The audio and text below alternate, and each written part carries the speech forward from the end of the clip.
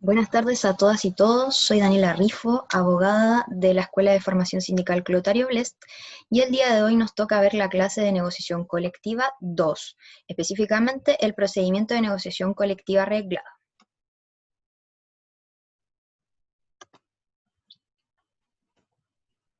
Pasemos a ver cómo se inicia el procedimiento de negociación colectiva reglada.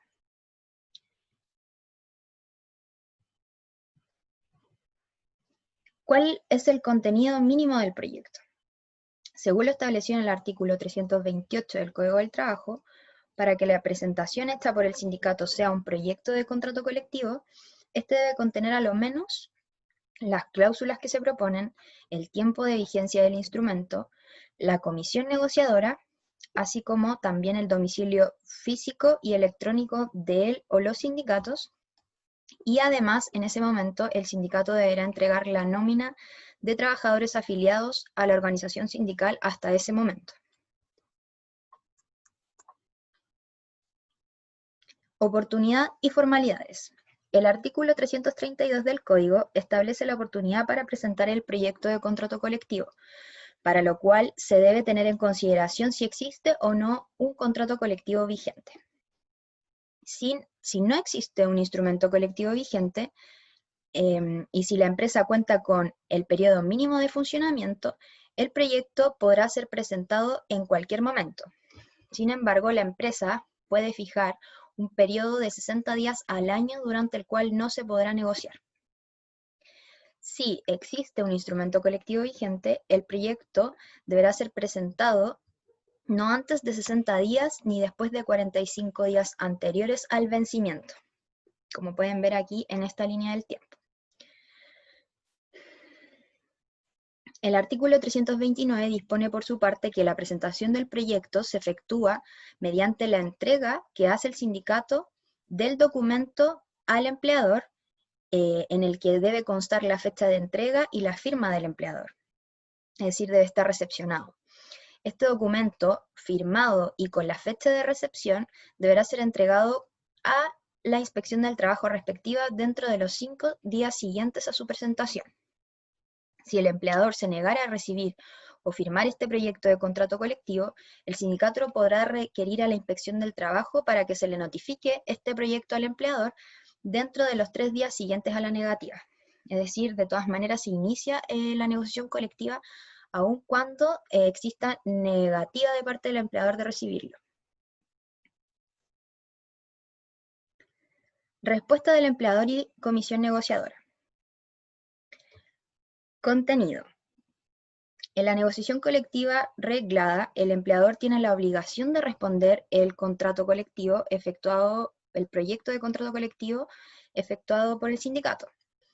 El contenido de la respuesta, los plazos, las formalidades y los efectos del incumplimiento por parte del empleador se encuentran regulados en los artículos 335, 337 y 338 del Código del Trabajo. Pasemos a ver la tabla de estas formalidades. El contenido de la respuesta del empleador. El empleador deberá dar respuesta a cada una de las cláusulas del proyecto presentado por el sindicato. Su respuesta o contrapropuesta deberá contener a lo menos el piso mínimo de la negociación. Luego veremos en qué consiste este piso mínimo. En la respuesta, además, deberá indicar una dirección de correo electrónico y los miembros de la comisión negociadora de la empresa. Mismo requisito que para el sindicato. Plazo. El plazo para entregar la respuesta es de 10 días contados desde la presentación del proyecto, el que es prorrogable hasta por 10 días más de común acuerdo por las partes. Esta entrega deberá realizarse a alguno de los integrantes de la negociación de la comisión negociadora sindical, además de remitir una copia a la inspección del trabajo dentro de los 5 días siguientes a la entrega. Es decir, mismo requisito que la presentación del proyecto. ¿Qué pasa si el empleador no responde? ¿Cuáles serían los efectos de este incumplimiento? Si no responde en los 10 días desde la presentación del proyecto, se le aplicará una multa conforme a las reglas del código. Si el empleador, aun cuando se le haya cursado la multa, no responde dentro del plazo de 20 días siguientes, contados desde la presentación del proyecto, se entenderá que la aprueba. Es decir, aquí existe lo que se conoce como un silencio positivo. Si nada dice, se entiende que lo aprueba. Y si responde, pero no respeta el piso mínimo de la negociación, este se entenderá incorporado en todo caso para todos los efectos legales. Pasemos a ver ahora el piso mínimo de la negociación colectiva. El artículo 336 del Código del Trabajo establece un piso mínimo de la negociación, el que varía también en atención a la existencia o no de un instrumento colectivo vigente. Si existe un instrumento colectivo vigente, el piso mínimo serán las estipulaciones contenidas en el instrumento vigente. Sin embargo, se entenderán excluidos del piso mínimo aquellas cláusulas que contengan, por ejemplo, la reajustabilidad pactada, incrementos reales, pactos sobre condiciones especiales de trabajo, beneficios que se otorgan por la sola firma del contrato, como por ejemplo el bono de término de conflicto, y las cláusulas sobre extensión de beneficios. Es decir, todas estas materias no pueden quedar incluidas como piso mínimo. Es decir, el empleador no tiene que respetar este contenido del instrumento colectivo vigente en la respuesta del proyecto. Por otro lado, si no existe instrumento colectivo vigente, el piso mínimo en este caso quedará constituido por la respuesta del empleador. Sin embargo, esta respuesta igual no podrá contener beneficios inferiores a los que de manera regular y periódica se haya otorgado a los trabajadores que representa el sindicato. Pasemos a ver ahora la Comisión Negociadora Sindical. La Comisión Negociadora está regulada en el artículo 330 del Código del Trabajo y es la representación del sindicato de la negociación. Esta se integra por el directorio de la organización sindical o por los directores designados en el proyecto en caso de que participe más de un sindicato. Podrá participar de la negociación hasta 3 asesores designados por la o las organizaciones sindicales, es decir, además de los directores, de los dirigentes sindicales, estos pueden designar 3 asesores que compongan esta comisión negociadora. Asimismo, si el sindicato tiene afiliación femenina y la comisión no cuenta con una integrante mujer, se deberá integrar a una representante elegida por él o los sindicatos, ya sea conforme a las reglas de los estatutos del sindicato y en caso de que nada diga, por votación universal conforme a las reglas generales. Esta trabajadora contará con un fuero de negociación colectiva hasta por 90 días posteriores a la suscripción del instrumento o a la notificación del fallo arbitral en caso de que se llegue a un acuerdo a través de una mediación.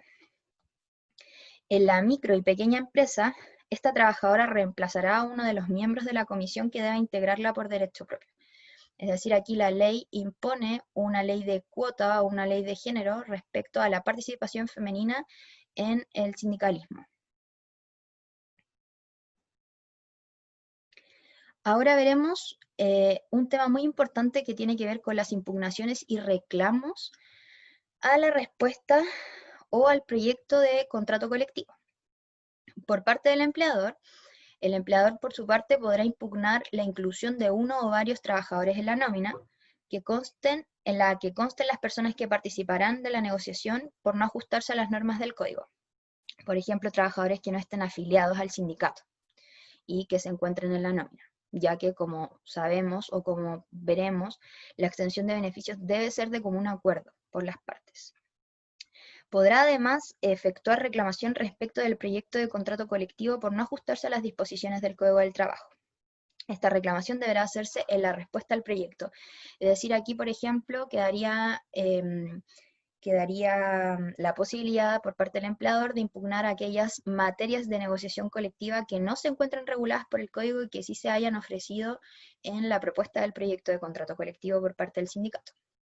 Como por ejemplo, alguna cláusula que tenga que ver con la administración de la empresa.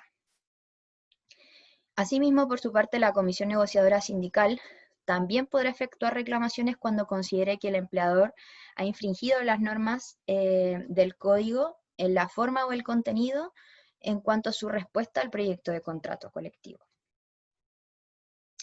Sin perjuicio, este artículo establece que no será materia de reclamación la circunstancia de estimar ya sea el empleador o la organización sindical, que en la respuesta o en la propuesta del proyecto de contrato colectivo se haya infringido la prohibición de negociar temas que digan relación con las facultades o administraciones de administración de la empresa, que es lo que en el fondo veníamos diciendo.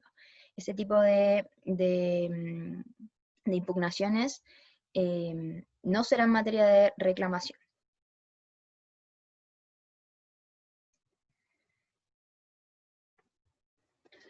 Sigamos.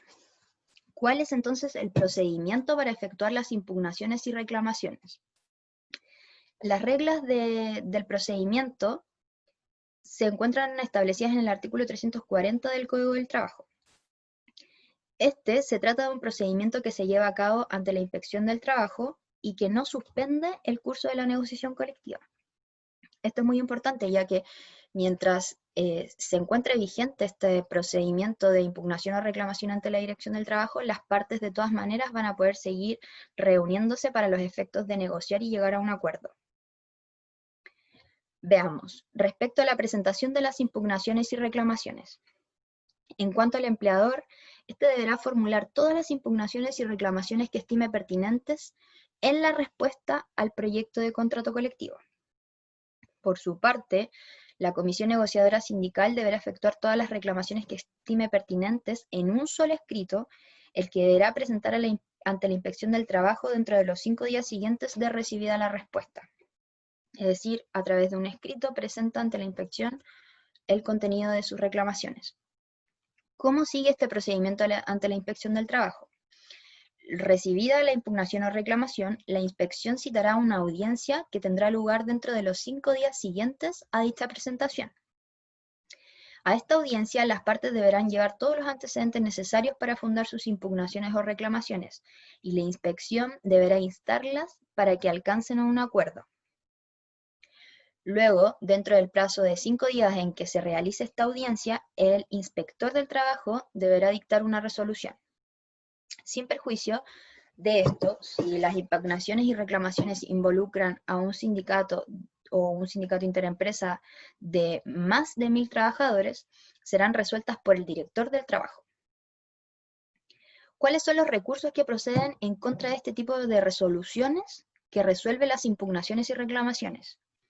En contra de estas resoluciones que dicta ya sea el inspector o el director del trabajo según corresponda, solo va a proceder el recurso de reposición, el que deberá ser interpuesto dentro de tercero día. El recurso de reposición es un recurso que busca resarcir el agravio que haya provocado esta resolución y se presenta ante la misma institución que lo dictó, es decir, seguimos en la instancia administrativa. Luego, resuelta esta impugnación por la misma Inspección del Trabajo, esta puede ser reclamada judicialmente en el plazo de 5 días a través del procedimiento monitorio establecido en el artículo 500 del Código del Trabajo. Es decir, si no se está conforme con la respuesta en el recurso de reposición, se pasa a la instancia judicial ante los tribunales del trabajo y luego ante las instancias superiores que corresponda en caso de que así sea.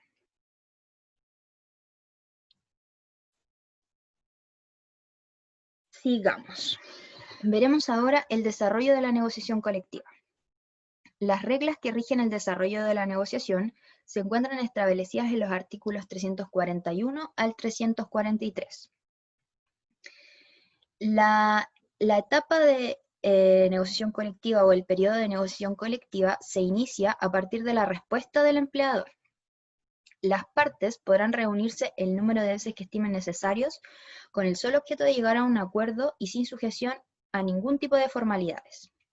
Es decir, libremente las partes pueden reunirse cuantas veces estimen necesario para poder llegar a este acuerdo de contrato colectivo. Durante estas reuniones, las partes podrán negociar todas las materias contenidas en el proyecto y la respuesta, así como cualquier otra que decidan de común acuerdo, incluido el piso mínimo de la negociación. Durante todo el periodo de la negociación, incluso una vez hecha efectiva la huelga, la comisión negociadora sindical podrá poner término a la misma aceptando el piso mínimo de la negociación, otorgándole respuesta en este caso a su empleador de su decisión. Asimismo, aquí se repite, pero en el fondo es lo mismo, el derecho a la suscripción del piso mínimo. El empleador, por su parte, estará obligado a aceptar, salvo en aquellos casos en que las condiciones de la empresa justifiquen una rebaja del mismo. Y esto solamente puede ser de común acuerdo, ya que, como dijimos, es obligatorio por ley aceptar el piso mínimo de la negociación. Este contrato tendrá una duración de 18 meses y se entenderá suscrito desde la fecha en que la comisión sindical comunique su decisión al empleador. En cuanto al derecho a la asistencia técnica, se trata del caso de las micro y pequeñas empresas, así como de la mediana empresa en caso de que negocie por primera vez. Cualquiera de las partes, es decir, empleador o sindicato, podrán solicitar a la Dirección del Trabajo que se convoque a una reunión de asistencia técnica, en el fondo para asesorar y guiar la negociación colectiva. La dirección informará a las partes el procedimiento, los plazos, los derechos y obligaciones para las partes. La asistencia de ambas partes a esta reunión es obligatoria, independiente de quién promueva esta reunión de asistencia técnica. Ahora veremos el término de la negociación colectiva. En el término de la negociación colectiva también debemos distinguir. Una vez terminada la negociación, puede suscribirse un contrato colectivo de manera voluntaria y como el resultado de acuerdo entre las partes, o puede suscribirse también un contrato colectivo forzoso, en caso de que la comisión negociadora sindical haya decidido hacer uso de su derecho a la suscripción del piso mínimo. Para determinar desde cuándo comience a regir el contrato colectivo, es necesario distinguir si existe o no un instrumento colectivo vigente.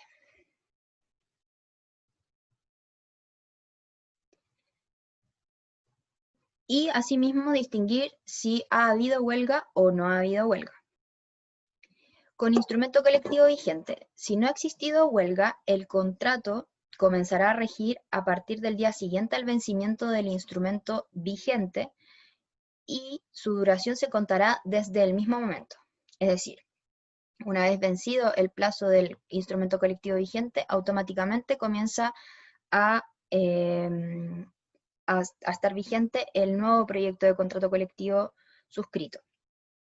Si en cambio se hubiese hecho efectivo la huelga, el contrato colectivo comenzará a regir a partir del día siguiente a su suscripción, pero la duración de dicho contrato comenzará a contarse desde el día siguiente al vencimiento del instrumento anterior. En este caso, el periodo de vigencia y duración del contrato no coinciden, ya que es posterior. Si no existe un contrato colectivo vigente y no se ha hecho efectiva la huelga, tanto la vigencia como la duración del contrato se contarán desde el día siguiente a la suscripción del mismo, es decir, automáticamente. En caso de que se haya hecho efectiva la huelga, el contrato colectivo se encontrará vigente desde el día siguiente a su suscripción, pero la duración de este se contará desde el día siguiente, esto es, del día 45 desde que se presentó el proyecto del contrato colectivo. Es decir, desde el día 46 de dicha presentación, al día siguiente del día 45.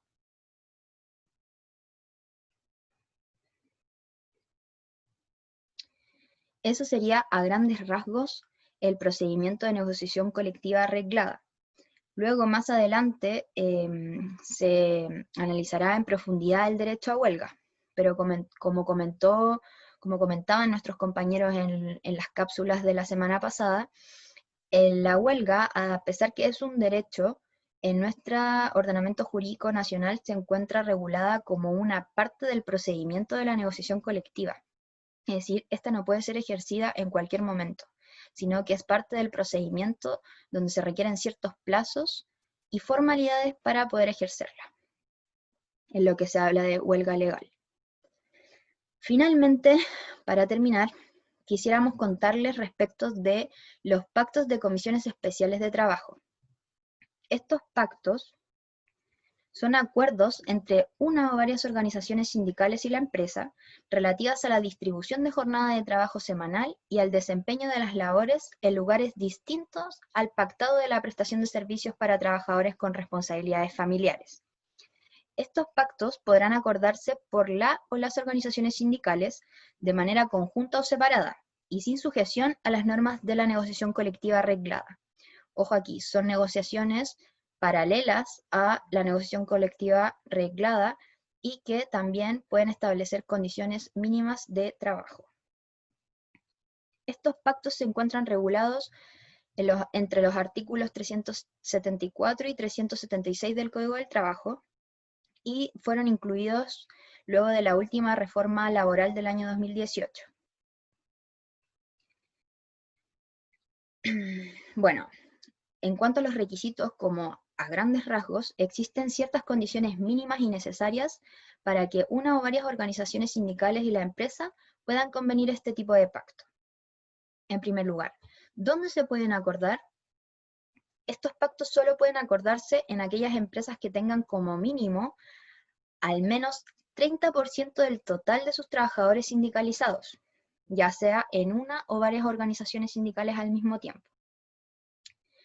¿Cómo se acuerdan? Se acuerdan de manera directa y sin sujeción a las normas de la negociación colectiva reglada, como veníamos diciendo. ¿Cómo se aprueban? Según lo que disponga el estatuto del sindicato. Si este nada dice, por mayoría absoluta, en asamblea convocada para el efecto y ante un ministro de fe conforme a las reglas generales. ¿A quiénes se les aplica? Por regla general, se aplica a todos los trabajadores que se encuentran afiliados a la organización sindical que celebró el pacto. Sin perjuicio de lo anterior, las partes podrán excluir a ciertos trabajadores que lo soliciten o también extender su aplicación a trabajadores que no se encuentran afiliados, siempre que consientan por escrito y expresamente. En cuanto a las formalidades, el trabajador deberá registrarlos de manera electrónica en la dirección del trabajo dentro de los 5 días siguientes a su suscripción. Es decir, también este tipo de pactos tiene esta formalidad de informar a la inspección del trabajo. Y este tipo de pactos tendrán una duración de hasta por 3 años, renovables, por supuesto. Tipos de pactos sobre condiciones especiales de trabajo. Los pactos que establece el Código son pactos sobre distribución de jornada de trabajo semanal y pactos para trabajadores con responsabilidades familiares. En cuanto a los pactos sobre distribución de jornada de trabajo semanal, estos se tratan de aquellos pactos en que las partes acuerdan que la jornada ordinaria semanal de trabajo, esto es, las 45 horas, se distribuyan en 4 días.